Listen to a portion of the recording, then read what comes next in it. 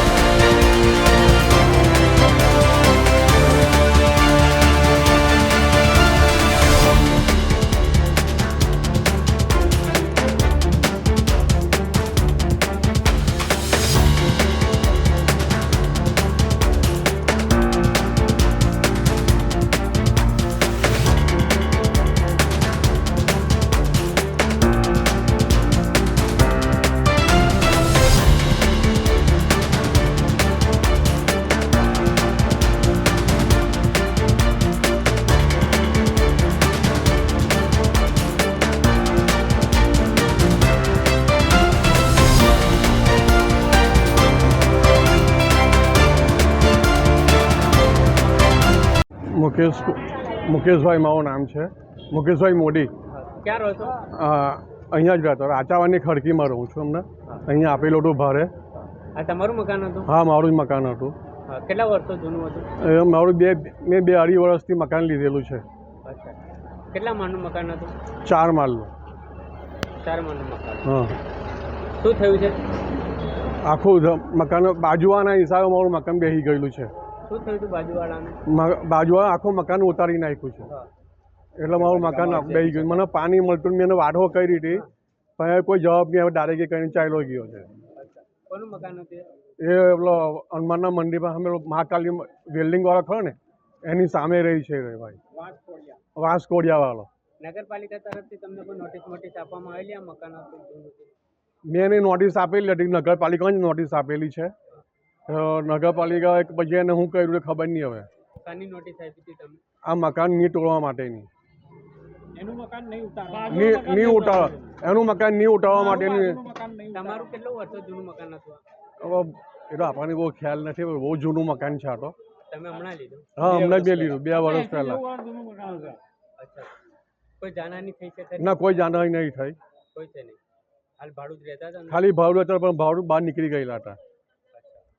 ભાડુઆત કોઈ છે ને? ના, કોઈ છે નહીં. ઘર વખરીના સામાનને જ ખાલી નુકસાન થયું. ઘર સામાનનું નુકસાન છે બધું.